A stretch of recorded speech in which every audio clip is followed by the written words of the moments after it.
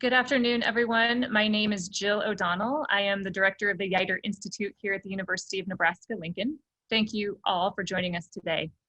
Every other year, the Yeutter Institute hosts an international trade symposium with the generous support of the Chicago Mercantile Exchange Group Foundation, or CME Group Foundation, in honor of Clayton Yeutter, who served as president and CEO of the CME from 1978 to 1985.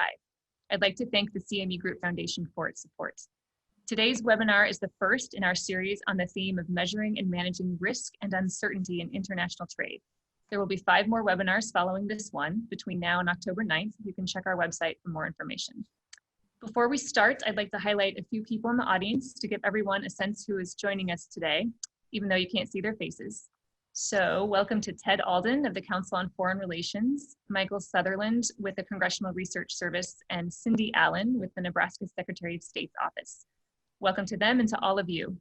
As a reminder to all attendees, your audio is muted and your video is off, but we are eager to engage you with your questions. Please use the Q&A function in Zoom to submit your questions for our speaker. This webinar is also being recorded and will be posted to our website afterwards. And now I'm pleased to kick off our webinar series by welcoming Dr. Nicholas Bloom, Professor of Economics at Stanford University and co-director of the National Bureau of Economic Research, Productivity, and Innovation Program. We have all heard the word uncertainty with some frequency over the last few years, but it can be a hard concept to quantify. Dr. Bloom and his colleagues have figured out how to do just that and how to assess its impact on trade and economic growth. With that, I'll turn it over to you, Dr. Bloom. Okay, Jill, thanks very much for having me here. I have about 30 minutes of slides, so I was going to suggest I'll take questions at the end, but if anyone has any questions during, feel free to punch them out onto chat. And then Jill can kindly interrupt me and I can take them. So I'm happy to take questions during. So at this point, I'm going to share my slides. Here we go. So I'm going to talk about uncertainty in trade. There's a general view that uncertainty matters for the economy. In fact, I did my PhD on uncertainty back in the 90s, and it's become a huge topic. Starting with, in fact, 9/11 was a first big event, but in particular the global financial crisis. Here's a piece in The Economist by Olivier Blanchard, the former chief economist of the IMF, arguing uncertainty is a big issue in the drop in 2009. There was more recently, a piece here in the Wall Street Journal concerned about political uncertainty after the 2016 election of Donald Trump. In the UK, I know you can hear I'm British. I'm actually a dual national, so I'm British American, but in the UK, very similar timing. In 2016, there was the Brexit vote, another obviously huge trade shock that raised tremendous amounts of uncertainty in the UK. In fact, I have a long run project I'm happy to talk to people about, working with the Bank of England and Nottingham University on this. Then most recently, most exceptionally, uncertainty around COVID and the pandemic. And here's, a very somber looking official from the Federal Reserve looking extremely concerned about uncertainty. And in fact, the Fed has made repeated comments, and somewhat coincidentally, I spoke at Jackson Hole 2 weeks ago about economic uncertainty. This is a 2-day conference the Fed runs that Jerome Powell spoke on the morning of the first day. And I'm going to show you some of the slides I showed at Jackson Hole then. So for some people, depends on your politics, but for some of my colleagues at Stanford, people like John Taylor and John Cochran, who are Republicans, the best evidence that uncertainty is important is that Paul Krugman thinks it's not. So, I disagree quite a lot with what a lot of Paul Krugman says. People have strong views on him either way, but for some people, if you disagree with Paul Krugman, the best argument that uncertainty matters is that Paul Krugman thinks it doesn't matter. So Krugman has written multiple pieces in the New York Times arguing uncertainty doesn't matter. Unlike standard Krugman, they're mostly quite polite, but then they start to get less polite as time goes on and on and on and on. So, there's a big debate about it. What I want to do today is show you some data about uncertainty, in particular about trade uncertainty. I kind of let you make your own mind up about how much this matters. I think it does matter, but there's a debate about quite how much. And then I'll end by wrapping up with some concluding comments. So first, there are 4 ways I'm going to discuss today about measuring uncertainty. One is looking at the stock markets. So, stock market volatility is a classic measure of uncertainty. And I'm sure all of you noticed the markets over the last week were particularly volatile. We had 3 big jump days. If you cast your mind back to what now seems an incredibly long time ago, which was before the pandemic. So in particular, I'm thinking about 2018 and 19. Most of the stock market jumps and most of the big spikes were actually around trade. So here's, 5 headlines after 5 different jumps on Wall Street on the S&P 500, all of them about trade. In fact, there are 9 jumps over that year where we define jumps of 2.5% or more, and 5 of them are due to trade. So before the pandemic, trade was actually the biggest driver of stock market volatility, and there are jumps up and down, and basically mostly these are around the China-US trade dispute, but there was one that was also related to Brexit. So one measure of stock market volatility, one catch-all measure is, I plotted here, it's called the VIX. So the VIX, you're probably hearing this more and more in the media. It's the 1 month ahead implied S&P 500 volatility. So it's basically the market's best guess of the volatility of the stock market looking over the next month. So it's a kind of short run volatility measure. And I've just plotted it here back to 2015. You can see in gray is COVID. This is a plot from Fred, which is a very good online data set. If you want to find any online data, you can just type Fred and then whatever data series you want. Is run by the St. Louis Federal Reserve Bank. So you can see the big spike is obviously under COVID-19. The stock market's been incredibly volatile since the beginning of the COVID pandemic, which the first stock market jump on the COVID was February the 23rd. So for the last roughly 6 months, the stock market's been on a roller coaster, and we've kind of forgotten mostly about trade. But before then, the 2 big spikes in stock market volatility were flare-ups in the China-US trade dispute in 2018 and 2019. So, stock markets think trade's important, but they don't think it's nearly as important. It's a big deal. Don't get me wrong. It's certainly a big deal, but in the scheme of things, it's not as important as the COVID pandemic. And in some ways, that's going to be the theme of the presentation. Trade uncertainty is a big issue, but right now it's been eclipsed by an even bigger issue, which is the COVID pandemic uncertainty. So a second way to measure uncertainty is to look at newspapers.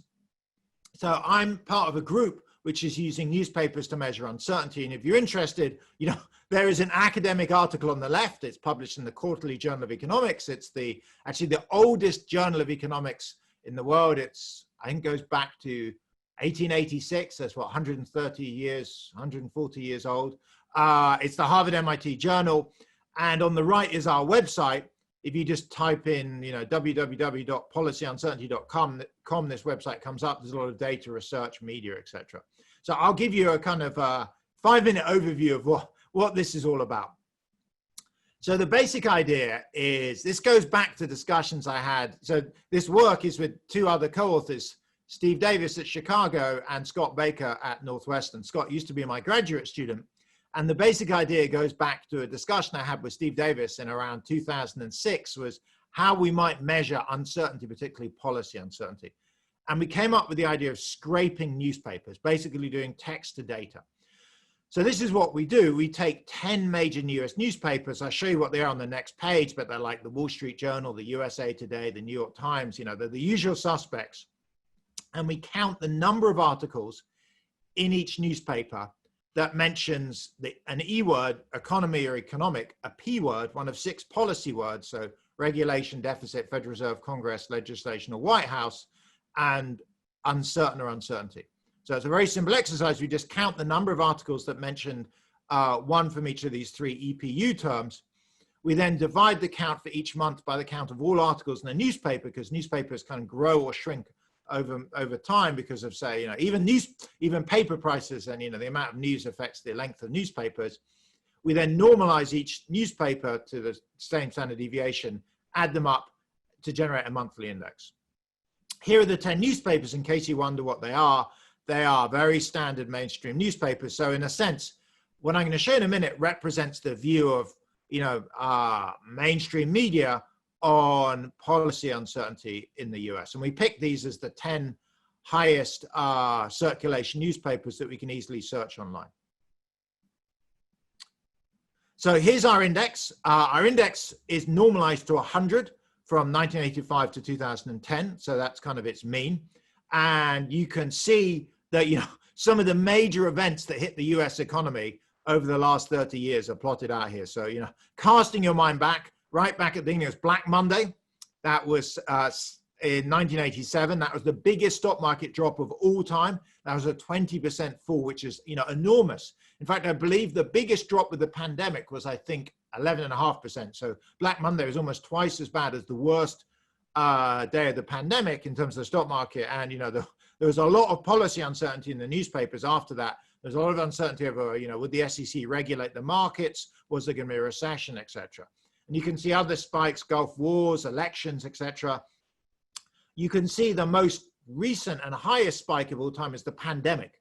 So on this basis, the pandemic, the current pandemic we're living through, has increased policy uncertainty by about fivefold. And I'll show you in a minute what that is. But, you know, the pandemic is not only terrible in news economically and medically, obviously, but also has generated an enormous amount of uncertainty. Here I put a circle around the big news just before the pandemic, which was the China-US trade dispute. So it's hard to quite see it because the scaling isn't ideal, but before the pandemic, in fact, the highest spike just was the first of these two spikes for the China-US trade dispute. So before the pandemic, trade uncertainty was in some senses the biggest spike we'd seen, you know, the fears that the whole global trading system would unwind. But of course, this has now been overtaken by the pandemic. But, you know, don't get me wrong, again, the pandemic will, you know, I hope will come to pass eventually and will come back in some senses to normal service. And at that point, trade uncertainties can come back to being an incredibly important driver of the economy. So the nice thing about newspapers is we can drill down to find out in terms of overall uncertainty what's driving this.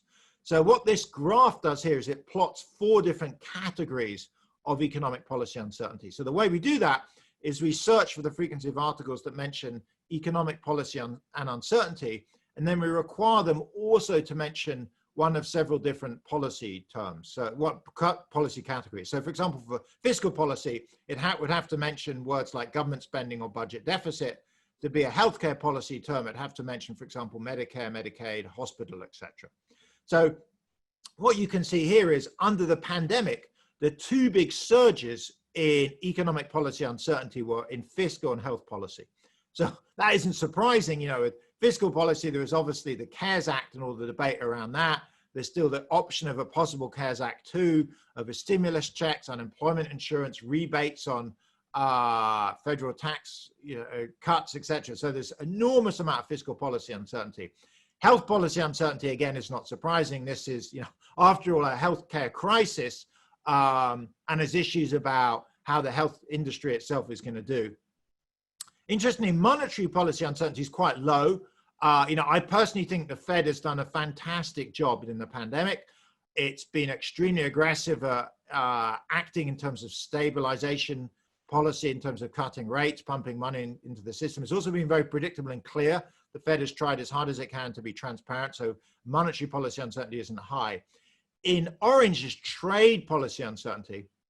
And you notice that that spiked and was the highest element in 2019 during the China-US trade dispute, but it's fallen back down again. So currently trade policy is low. It's like a, you know, but it could jump up. You know, my youngest kid is 5, you know, I was reading her the other day, a story about a sleeping giant. You know, the China-US trade dispute seems like the sleeping giant that's taking a very temporary nap right now, but, you know, could wake up, get enraged and, you know, destroy the economy again. So currently trade uncertainty is low, but, you know, I don't think that's going to remain that way for long. You know, another great thing about newspapers is you can look at data from other countries that have newspapers. So you can, you know, I show you data here for the US. This is the same US trade index I showed you in the last slide, just for comparison. I've now added on data for Japan, where we've used 4 main series Japanese newspapers and 2 main Chinese newspapers. Now you can worry a little bit about the independence of the Chinese newspapers. They're not fully independent, so you should, you know, take it for what it is. But if you look at this, actually, interestingly, both the Japanese and the Chinese newspapers show a very similar time series. So they also show in Japanese newspapers and Chinese newspapers, there's a lot of discussion about trade economic policy uncertainty from 2018 to 2020. In both cases, they mostly died off. China's still talking about it a bit. They both also had smaller spikes in 2016 due to Brexit and the election of Donald Trump. So, another country with trade uncertainty is the UK, of course, due to Brexit. Avoiding confusion over which country this is, I went for a massive flag for Great Britain. I was also tempted to, in fact, I will put up a picture of the Queen, but, amusingly enough, recently now, if you search for the Queen on Google Image, the other image that comes up a lot is Freddie Mercury from Queen.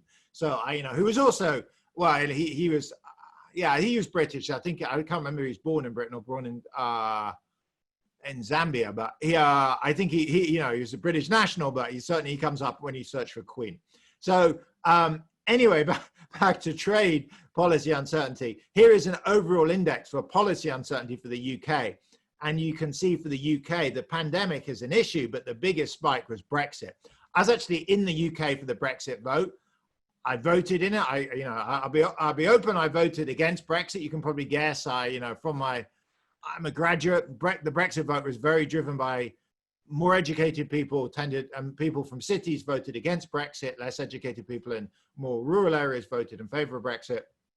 But it's generated tremendous uncertainty, not least because the process is still ongoing. So the vote was in June 2016. We are now in September 2020, over 4 years later, and we still have not left the European Union customs union. We formally left the EU, but we're still trading in the same regulations, and nobody knows what's going to happen on December 31st when we properly leave.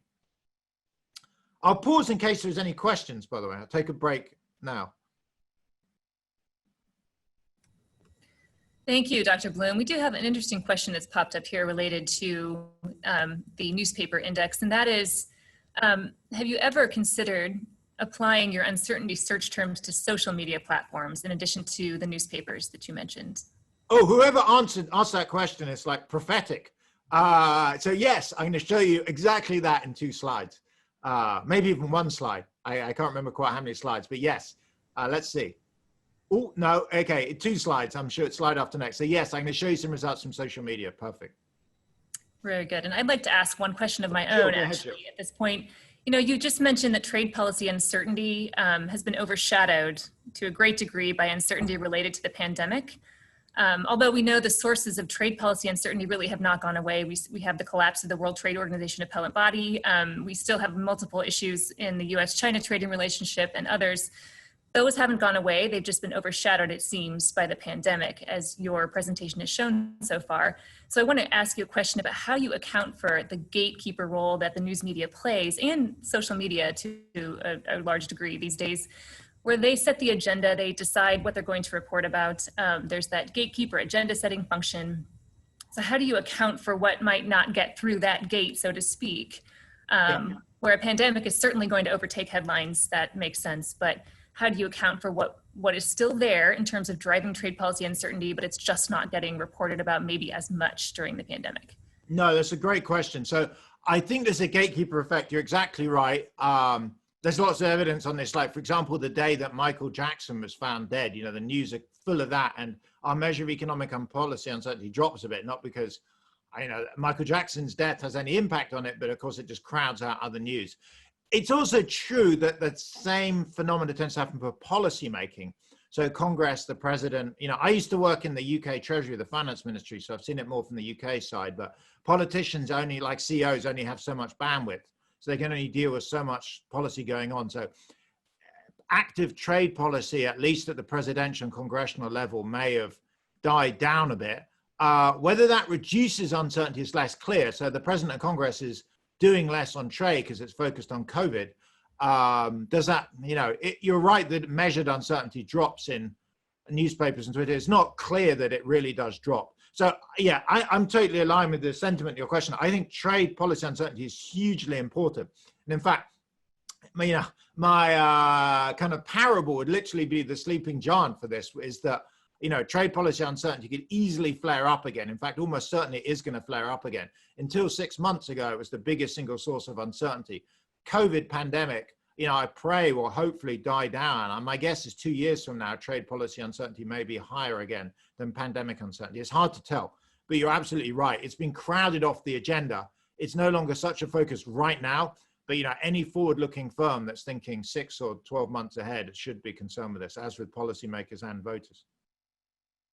Okay, and one more before we move on here. Sure. And this is from an economist here in the university, and he asks, thinking of gravity work in annualized panel data, how would you apply your index to capture trade costs related to trade policy uncertainty? Ooh, that's a great and tough question.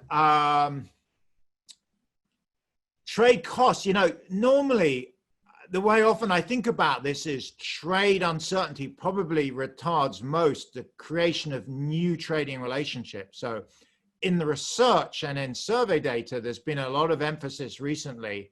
Amongst academics, for example, Kostas Akalakis, who said, it's going back 10 years now. But what's really sensitive to uncertainty is the creation of new trading relationships. So if you think about, I'm making a type of cell phone, a new cell phone, and I want to open it up and sell now to, to Zambia, to looking at Freddie Mercury.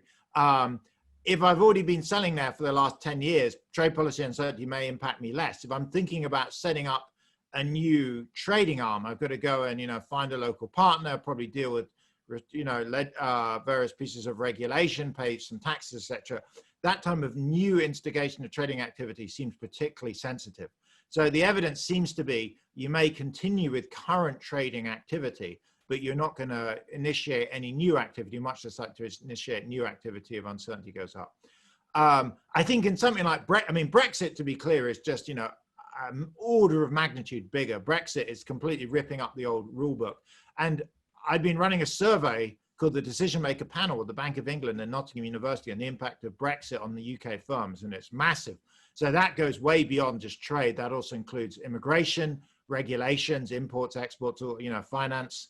So you depends on how narrowly or broadly you define trade. It's true that COVID, by the way, is impacting trade just because of obviously movement of people and migrants has been heavily restricted, and therefore that tends to reduce trade, certainly in the long run. So I think trade costs have gone up. There's lots of evidence that in order to trade, you need personal relationships. Business people that trade a lot tend to travel a lot internationally, and obviously under COVID you can't travel, therefore it's harder to trade. So yes, trade costs also generally have gone up.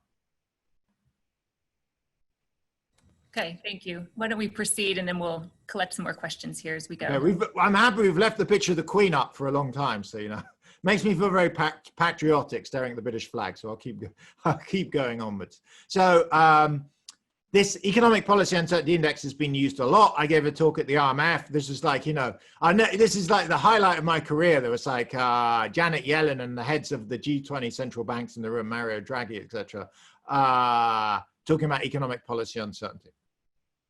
So what about, someone asked about social media, they're like, whoever asked was like reading my mind. Maybe they hacked into my slides and seen this coming. But so I'm going to talk about Twitter. So it seems you can't escape Twitter. I'm not really active on Twitter, so I may make some mistake. I have a Twitter account, but I've posted all of about 3 tweets ever. But I read a lot of tweets. I read them kind of research. So there are around 200 million English language tweets a day. There are 280 characters, but that's a lot of text to analyze. So you can imagine we can do great stuff with Twitter. I don't know how many of them came from the Kardashian family. There's a classic Kardashian tweet on the top left. There's Pope Benedict the 16th on the right, a more classic kind of sweet tweet. I bless all of you from my heart. On the bottom left is the kind of an inspiring tweet from, astronaut Massimino, who's up in orbit. And on the bottom right is the kind of thing that maybe, Twitter's famous for, just kind of, amusing, circulates around on social media. No one can quite understand what's going on, but it's highly amusing. So there's a lot of tweets each day. Not surprisingly, quite a few of them discuss trade or relevant to trade. The president is very active, as everyone knows, on Twitter, and a lot of his tweets are about trade. I don't know how many, but there's certainly a lot. If you Google search Donald Trump trade tweet, you'll get hundreds of different tweets. Here are 3. Here are some of the most high profile, more combative tweets he has about trade. So what does text to data analysis of Twitter tell us? So here's a graph. We scraped all 200 million, or searched them. We didn't quite scrape, slightly different. So we search all 200 million daily tweets a day back from 2011. This is a project also with Thomas Renaud, who's at Paris 1 in France. And we scrape them for the frequency of the words economic or economy and uncertain or uncertainty. So because it's only 280 characters, if we search require EP and U terms, it gets harder. We're just searching for the word economic and variance and uncertainty and variance. And here is the graph. Twitter's in yellow and the EPU, the index I showed you earlier, just for, again, for comparison, is in blue. So what do you notice? Well, one thing that's kind of striking is Twitter exploded over Brexit. So Twitter does seem more sensitive, and that's in that dimension to trade, or certainly Brexit. I mean, they're almost as high as COVID-19, which I don't know whether I should find it surprising or not, actually, but Twitter was, alight after Brexit. Having been in the UK at the time, I voted, and I remember we were all very confident that Brexit would not happen. And in fact, that was the government's position. That was the betting markets. The betting markets gave Brexit a 13% chance of succeeding and remain an 87% chance. They completely got it wrong. And so, it's a huge surprise. Maybe that's why there was such a huge spike in tweets. You can see the China trade dispute registered pretty heavily in the Twitter sphere. COVID-19 is obviously extremely high, but at this point now, COVID-19 in terms of Twitter level has dropped back down almost the China trade dispute level. So yeah, trade registers very heavily on Twitter. Happy to take, Jill, feel free to interrupt me if there are any questions. Otherwise, I'm happy to take any questions at this point if anything else got asked. There is a social media related question. I think this is a good time to ask. And it is, do you think the ability of virtually anyone to voice their own opinions to a wide audience through social media is a major factor in the spread of uncertainty? And if so, how big of a player is that?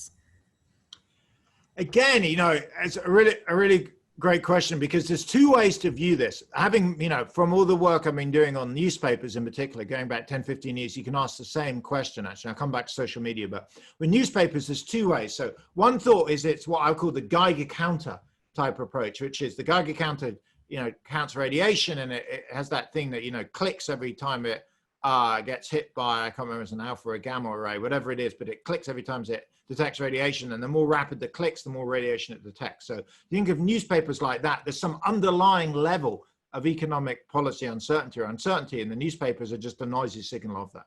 The other view is newspapers actually set the agenda. And here this is basically the same issue really of Twitter, that Twitter's actually setting the agenda. And under that view, newspapers and Twitter and people that tweet and editors, I mean, for example, Rupert Murdoch is extremely influential. He's probably the single most influential person in global media, given he controls News International, that controls, the Wall Street Journal, Fox, Sky, etc. These channels and these individuals have a major role to play. I don't know where I stand. I think there's some of the second. I agree with the sentiment. I don't think that it's entirely the newspapers and Twitter, more obviously, are unbiasedly reflecting the truth. I think there is some positioning on this. It's interesting on Twitter. We were trying to do some political analysis of Twitter by people's stated political preference. And you find on Twitter, actually, at least until recently, there were more people that are registered Democrats than Republicans, to give you a sense of Twitter does tilt more Democrat than Republican in just terms of sheer number of users that are registered. It's hard to tell who's registered because we can only look at high profile users and look at their affiliation. So amongst high profile people that we know who they are, that's at least true. So yes, I think this is a view, and I don't think, this is not Lord of the Rings. So there is not one uncertainty measure to rule them all. There's no one ring to rule them all. This is, I'm showing you here 4 different measures, actually. I can show you one more, but I have kind of 8 or 9 different uncertainty measures. They tend to move together, but they're not identical. And just looking here at this slide, you see that Twitter exploded after Brexit and newspapers didn't. And that maybe that social media has a better or worse take. I kind of think, in a sense, that as time's gone on, I've been working in uncertainty since the 90s when I started my PhD. I think it's much more multidimensional, and it's not the sense of just high or low. There's short and long run. There's, perception versus reality. There's things that hit firms versus consumers. there's, downside risk, downside uncertainty, upside uncertainty, etc. So yes, I think social media can set the agenda. I think primarily, if you look at this, most of the movement is probably reflecting true events rather than social media driving it, but it can probably amplify it. Okay. Do you want me to move on? Let me ask one more, and then okay, sure, go ahead. This has to do with what we discussed a few minutes ago with respect to how trade policy uncertainty has been overshadowed to some degree by the pandemic. And this is a question about supply chains. So supply chain uncertainty, this can be created by trade policy, such as the U.S. China trade war, Section 301 tariffs, the Phase 1 trade deal with China, but can also be created by health policy, such as a supply of PPE and how countries can secure that supply. Or fiscal policy, protectionist procurement would be an example there. So how do we separate these, or how should we view supply chain uncertainty is the question. I think this is a major part of trade uncertainty. You can think of, at its most basic, you could break, I guess, trade up into imports and exports. And I think of supply chain as more import uncertainty. It all depends. If you're exporting into a global supply chain, you think of it exports, but you could think of, I've thought of that more concretely with the UK for Brexit, but we had 4 dimensions, which you can, get wider and wider. There's trade exports, there's trade imports. So, there's a lot of stuff that comes in. So the UK or the US produces, a lot of manufacturing goods. Or take my cell phone. These cell phones are produced in a very complicated supply chain that wraps around the world. So if I remember rightly, the iPhone, it's assembled in China, but major components are made in South Korea, Germany, I think parts of it in Thailand. It's of course designed in the US, it's probably prototyped in the US, etc. So yes, there's both imports and exports uncertainty that's going to be a major barrier. And an issue that's come up, I've been talking to a lot of execs over uncertainty, is of course getting, slimming down supply chain. So right up until the pandemic, up until the China-US trade dispute, we used to be totally focused on lean. So I was, long ago in an earlier life, I was in McKinsey. And when I was at McKinsey, I was involved in some lean implementation. So lean is the idea of just in time and minimal inventory and being very efficient. And I was completely bought into lean. I still think it's a very good idea about reducing defects, etc. But one issue that's turned out to be somewhat problematic with it is minimizing inventory, that if you suddenly get hit with a trade shock or something like COVID pandemic where you can't import or export, you're left with no inventory and your whole production line breaks down. And so I think uncertainty induces increased trade costs, but also slightly changes the way you operate your supply chain. And the broad sense I've got from talking to lots of executives is making more domestically and also having less steps. So A, you want to make more in the US, but B, to the extent you want to make stuff outside the US, try and minimize the number of links in the chain. Because if you have a weak link risk, the more links there are. If you have a product that goes through 5 different countries before it comes to the US, it only takes one of those 5 to have a trade problem for the thing to never arrive. So that may make the cost of goods sold higher. So for example, just come back to the iPhone. Steve Jobs, when he launched the iPhone, Steve Ballmer at the time, back in, I think it was 2007, said, the thing is going to be a complete flop. No one's going to buy a phone that costs $500. And Jobs went ahead, and Apple was obviously highly successful. But at the time, it's pretty marginal as to whether anyone would buy a $500 phone. If that phone had been entirely made in the US, the estimates would have cost about $1,500 and clearly never would have worked. So you can see that, long trade and complex supply chains are important for producing products and for innovation. But at the same time, right now, they're to some extent under threat. And in fact, that's a problem for innovation and growth. I think this is one of the costs of trade uncertainty and trade disputes, is it makes us less likely to offshore stuff and therefore less likely to innovate. But so yes, it is a big issue. And then broaden it out, you can say Brexit, the 4 things, it depends how broadly you define trade, there's imports and exports. Another thing is regulation. Often under things like the WTO, you're subject to certain regulations. With the European Union, you're definitely subject to regulations. And so trade negotiations, you've heard about chlorinated chickens and hormone beef and all this stuff. So that's another angle. And then finally, there is immigration. So immigration tends to be a different policy from trade, but they are definitely connected. There's masses of evidence in economics, for example, that you're more likely to trade with a country you have high immigration and migration flows with, both to and from. So, you know, again, these are broader issues, and they're not supply chain, but they are broader parts of the trade discussion. So I'll go on. So finally, it's going to talk about the Economist Intelligence Unit. So here's a fourth measure of uncertainty. I've been working with two people at the IMF, Hitesha here and Davide Fiocheri, to generate a measure for 140 countries. So the issue with what I've shown you with newspapers is it's fantastic for the UK and for the US and France and Germany, etc. We have really good, high quality daily newspapers, and we have series for about 20 countries on our website. The problem comes from countries, let's say like Ghana, Sierra Leone, or maybe, you know, North Korea, whereby there's either very few daily newspapers, they're not high quality, maybe they're controlled, or maybe there just aren't any at all. So as an alternative, we use this. So these are the Economist Intelligence Unit have these monthly country reports. Here's just an example for France. They look like this. There's a regular structure, and then just, you know, on average 29 pages of text. That turns out to be the mean and the median. So for each country, they're basically 30 pages of text talking about the country in a very standardized structure. They're edited and disseminated from London, but they have hundreds of correspondents in countries around the world. We've interviewed quite a few of them to ask about the process. There's multiple stages of editing. The country correspondent files the report, they write it up, it's edited by a regional, then a district, then goes up to London, and the final thing's put together. So there's not a lot of text, but there's 30 pages. We have once a month, so you can work out you have, you know, roughly 350 pages of text a year, and we can search that just to look for the frequency of the word uncertain or uncertainty. And so if you look at the French report here, it's highlighted.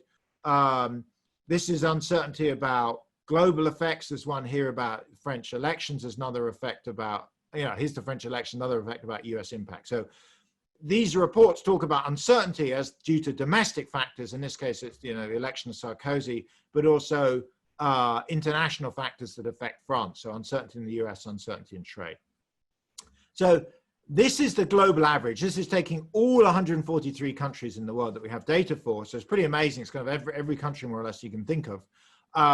We've weighted it up by GDP to give you a kind of world weighted average. And this is what the graph shows. So again, it looks pretty sensible. If you have sharp eyes, you know, you'll notice obviously coronavirus is high.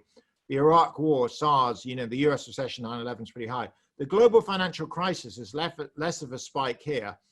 Somewhat surprising, but if you read these reports, it just talks about that as being bad news. It doesn't talk so much about uncertainty. Oh, I don't know what that's.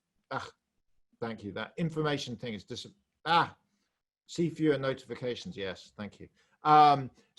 So you'll be surprised, you know, 2008, 2009 is, you know, somewhat lower. The debt crisis in Europe is higher. This is because this is a global perspective. So the European debt crisis was a big deal for a large number of European countries, slightly less in the US.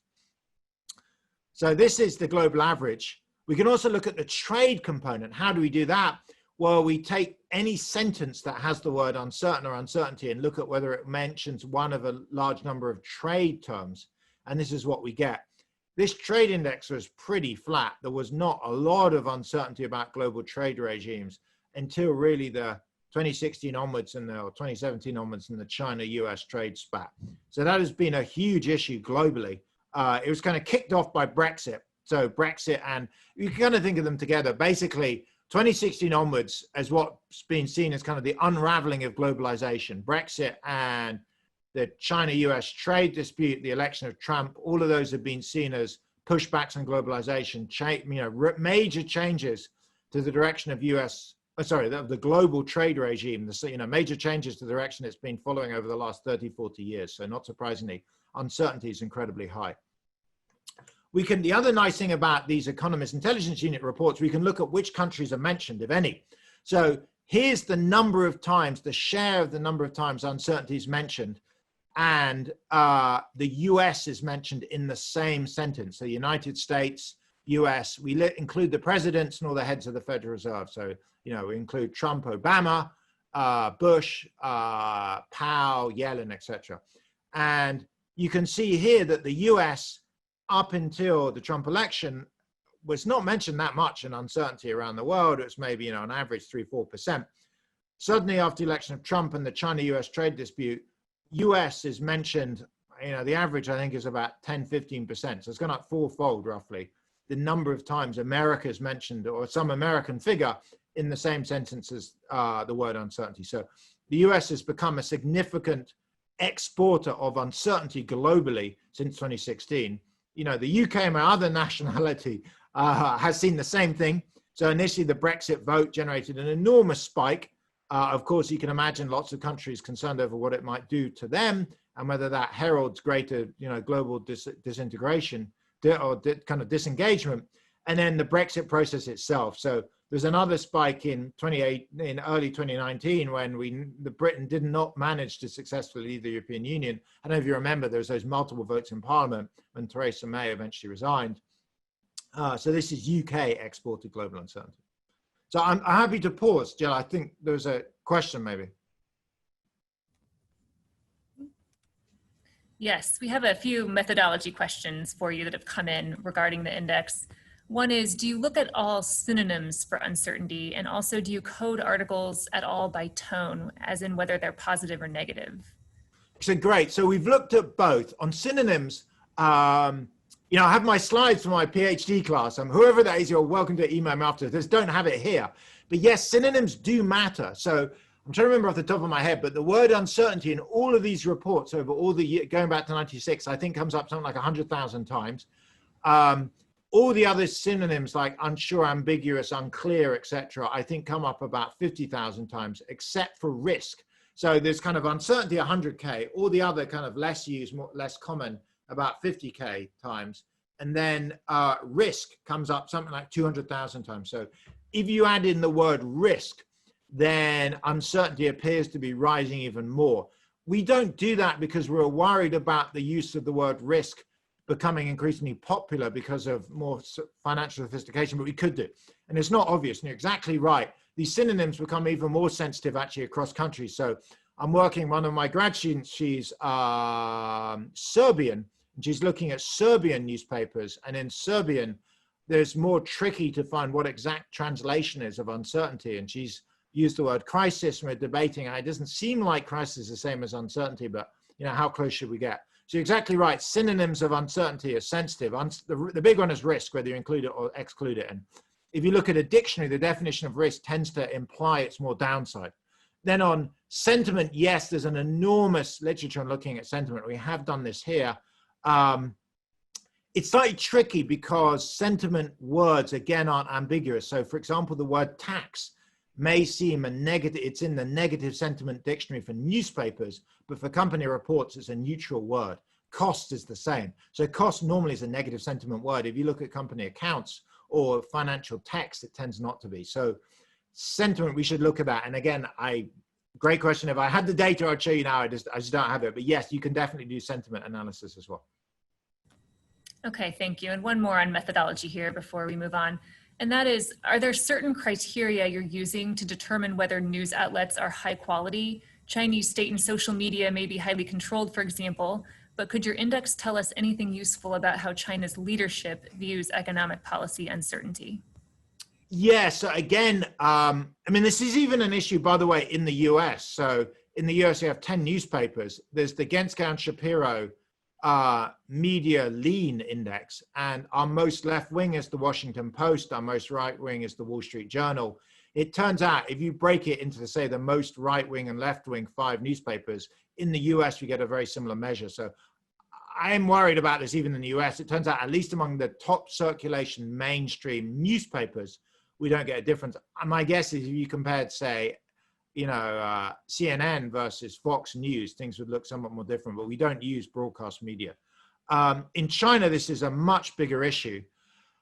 We also have used the South China Morning Post that comes out of Hong Kong. That was pretty independent for a while, but recently, Jack Ma's taken it over, and I'm not so sure of its independence the last kind of 5-6 years. If you compare the Chinese policy uncertainty index with one we can create from US newspapers. So you can do something in US newspapers looking for the word China in the same sentence.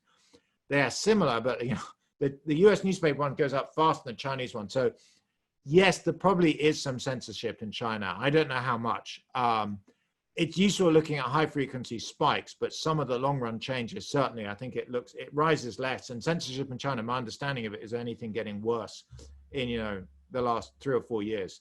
So yeah, that is a problem. And we don't have an index for North Korea. There's no free press. We don't have an index for a lot of countries. Turkey, actually, we wanted to put a Turkish index together, but Turkey's press is so controlled by Erdogan that it just seemed pointless. So, and Iran was another country I'd like to, but again, we didn't get the sense we had a free enough press. China was so big, we gave it a go, but yes, Chinese data comes with a bit of a health warning. And I think on our website, it says that we can't entirely trust the independence of Chinese media.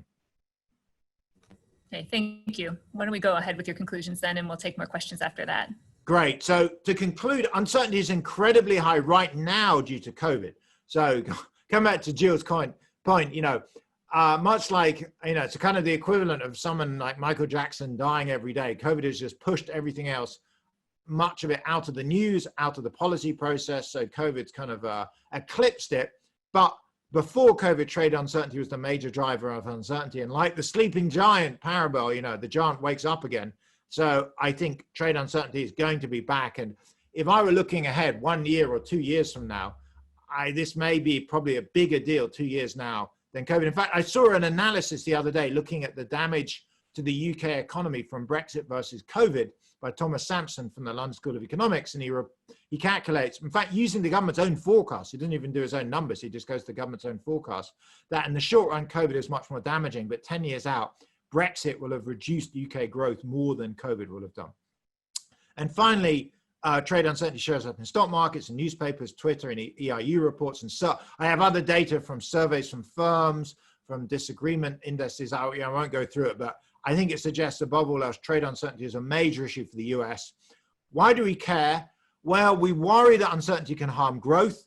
Here's the Wall Street Journal. I don't want to pick particularly on the president, but this is a piece from the Wall Street Journal, which is, if anything, leans Republican, highlighting that trade uncertainty is an issue. And why is it an issue? Just to kind of conclude, the 3 reasons, this goes back to decades of research. The first is risk aversion. This goes back to Keynes and Tobin. This goes back to kind of almost money lending in the temple. 2,000 years, that the more uncertain you are, the more expensive it is to borrow, and therefore, the less firms tend to invest. The second is more recent, not that much more recent in the sense of, at least Ben Bernanke in 1983 wrote his PhD thesis on it, which is uncertainty makes firms cautious about investing or hiring if it's hard to change your decision. So this is called real options. And the idea here is it's hard to invest and disinvest or hire and fire, and you're uncertain about it. You don't want to go ahead because uncertainty makes you cautious. And then finally, it dampens the impact of policy. So here the idea is uncertainty, because it makes firms cautious, they're less likely to respond to anything, including stimulus policy.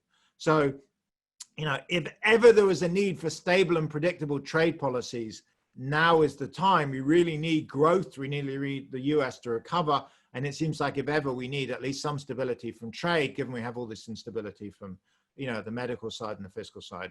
I'll end to say a lot of the data, if you go to my website, you can just find a lot of these links here contain links to the various data I mentioned. At this point, I'm happy to stop sharing and take questions. Okay, thank you very much. I'd like to pick up with kind of an overview, or really a philosophical question about how we can use this information and data that you've just presented, and that is really to say, let me pull up that question here, and that is to say that there has always been some level of uncertainty throughout history. So how does a business use this knowledge in making business decisions? Does this mean that there are more or less opportunities during times of great uncertainty? Yes, exactly. So it's interesting. Mostly people see uncertainty as negative, which I think it is. But if you're in Silicon, I live out in Stanford in Silicon Valley. It's probably, by the way, it's slightly dark. If I turn on the light, you can see, because it's like because the smog. For people that aren't out here, I think, Jill, when we spoke last week, it was like literally orange skies. You had to have lights on throughout the day. It's cold and dark because the amount of smoke in the air. But out in Silicon Valley, it is a big issue for uncertainty, seen often for venture capitalists as positive. So if I'm a venture capitalist and someone says, I have a new business idea, but it's really uncertain, that's like even better, than I have a new business idea and it's, you know, it's not uncertain, in the sense there's lots of upside. Generally, though, it's seen as more of a downside. And the issue with uncertainty comes back to particular the first two comments. It increases your cost of finance. So banks and investors want a higher risk premium if it's more uncertain. And secondly, if it's expensive to change your mind, like you don't want to open up a new factory, a new store, if you're very uncertain, you tend to wait. And the problem is if everyone in the economy waits, just economic growth never happens. So in terms of why it's useful for businesses, I think the question, particularly on supply chains, is very relevant here. When trade policy, you know, on trade costs, from the Economist, when trade policy uncertainty is very high, I would be nervous, more nervous about A, starting up new trading ventures, and B, about having extended overseas supply chains, because both of them become significantly more risky. So, you know, it's a slightly negative comment, but with high trade policy uncertainty, I would onshore and reduce supply chains. Even if foreign, you know, suppliers are more efficient and cheaper, I think it makes sense to onshore. And my own view is free trade is good. It's good if Americans make the things. We're great at making lots of things. We're just not great at making everything. You know, we're like, there are some things that's better. You know, the old thing about the British make wool and the Portuguese make port, it's still true now. The Americans are fantastic at most stuff, but not everything. But, you know, in the world of trade uncertainty, trade barriers, trade fights, we probably want to return more to making more stuff domestically and trading less. I mean, for a business, that's probably the, you know, the safest course of action. Okay, here's another one. Are you puzzled at all by the current response to all this uncertainty? Stock markets have rebounded, interest rates remain low, extremely low, and Chinese exports to the U.S. have rebounded. Is it possible that companies are getting better at adapting to uncertainty? Yes, you know, I'm personally, in fact, there's something in the Wall Street Journal. I spoke to a Wall Street Journal reporter for some time about this. So I'm on record of saying, yes, I'm a bit puzzled. And actually, you know, I don't have a lot of money, but all my, you know, 529 plans and pension is out of the market. There are two good reasons why the market's rebounded, and then come back to, you know, what we're seeing in the economy. Two good reasons is, one is the interest rates are incredibly low. So it's not that the market's offering fantastic returns. It's just like nothing else is offering anything better. I mean, literally interest rates in the bank are close to zero. So given inflation is roughly 2% a year, you're losing money by sitting in the bank. So, you know, there's a view that even though the stock market goes sideways for the next year, you're still better off because you get some dividend payment. And then the other reason, of course, is the stock market, as in the S&P 500, is incredibly overweight high tech. So high tech accounts for around 1/3 of the value of the S&P 500. There's only around 5% of US employment. So as the kind of the mistake, honestly, I made early on, I was like, the stock market's over bullish. Well, it is if you think of the stock market as representing the US, but it is not representing the US. The stock market is representing large firms that have done better than small firms during the pandemic. We see that clearly in the data, and particularly large high-tech firms which have done incredibly well. So the stock market kind of reflects what you might expect it to. And then in terms of the general economy, you know, the general economy, there has been a rebound. The rebound has been driven, I mean, not a full rebound. So you have this square root shape. We're kind of flat, a massive drop, and then a partial recovery. The partial recovery has been driven by, you know, honestly, good fiscal and monetary policy. There's been a lot of stimulus and a lot of Fed money pumped into the economy, but we're nowhere near the full rebound. Some bits like consumer expenditure is totally up. Other bits like business investment, excluding computers, is collapsed. Businesses are investing a lot on computers, and that's part of the imports as well as consumer durables. So I can talk about the economy. It's a kind of a weird, it's like an alien landscape. Honestly, it's like for an economist, he landed on Mars. I mean, all the old relationships are completely broken down. So I think the view going forwards is a pretty tepid recovery. We've had a big drop, partial recovery, and now we're just going to tepidly go forwards until there's a vaccine. Okay, and another follow-up question here on trade policy and uncertainty. As a recovery gets underway, do you think countries are going to be more protectionist or opened up? We witnessed some patterns of protectionism during the beginning of the pandemic. So do you think protectionism would be the new trend in international economics and trade or not? Probably yes. I mean, I think it's like, I also, oddly enough, do a lot of stuff on working from home, and protectionism and working from home have two similar things. They both went to extreme values during the pandemic, and they're both revert a bit, but not far from fully. So if you look at Smoot-Hawley, if you look at the Great Depression, the last time the world was engulfed in protectionism around the Great Depression, it took a long time for it to revert. In fact, World War II, Bretton Woods, WTO, etc. So my guess is there already has been a massive protectionist move. It's not just the pandemic, it's also politics. And I think politics, protectionism is driven by, in my own personal view, is inequality.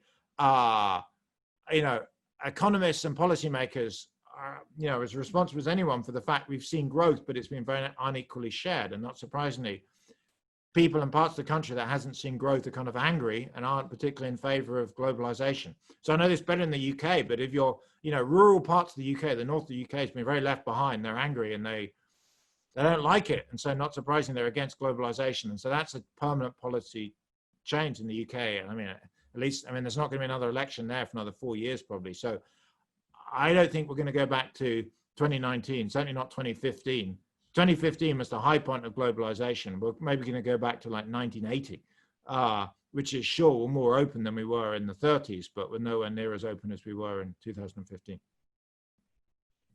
So following up on that one, I think it's a good segue into another question here, whether you formally tested some of this. And so this question is, have you tested whether certain policies typically follow bouts of public uncertainty? For example, are protectionist policies put in place to respond to political interests in time of uncertainty? For example, tightening of binational purchasing requirements and the like. It's a great concept. In the US, I'm only really aware of two major tightening periods, actually, which is the 30s and now. I maybe, this accent gives me away. I haven't looked at it, and I'm sure that people have. I bet there's an academic article, I'm sure if I went and searched afterwards, looking at recessions and trade tightening, and maybe someone actually knows. So this is, if I had phone a friend, I would phone a friend right now, my favorite trade economist. But my guess is you're probably right. That probably, it's like the classic thing when times are bad, blame someone else. And trade is that, there are good trade policies and bad trade policies, but there's also, the political drop back that if things are really bad, you blame foreigners, and that's easy to do. So my guess is recessions lead to, we've seen it now, and we've seen it in 1930, the Smoot-Hawley. In the 1930s, there was a massive reduction in global trade, and that led to, prolong the recession. So I think downturns are not helpful for free trade. That's right. Okay. We have time for one more question here, and this is a big, broad question. What impact is the 2020 presidential election having on uncertainty and uncertainty reporting? A lot. I've actually been doing a paper I was thinking about this morning. I need to put it out. So I'll tell you what I find and tell you what the market. So firstly on the market. So if you look at the markets, you can look at the VIX, the vol curve, which looks at implied volatility. And it's looking at basically the market's expectation of volatility in future. And it surges around the election. So the markets are, and it's the biggest surge around elections since the VIX started trading, since we had the VIX index back to the 1990s. So the markets see the 2020 election as particularly uncertain and pricing in a lot of stock volatility. I've looked at the EPU data, the Economic Policy Uncertainty Index data I showed you for newspapers, and we looked at across 20 countries, and particularly for the US going back, we have historical newspaper data back to 1900. And it turns out that you get significant, as in large spikes in policy uncertainties, according to newspapers, after elections that are A, polarized, and B, close. And the current election meets both of those criteria. It's more polarized than I think any election we know basically in living memory, and it's also very close, at least based on betting odds. So on those two, I see an enormous spike in uncertainty. In fact, that's the next concern on the agenda, on the headlines.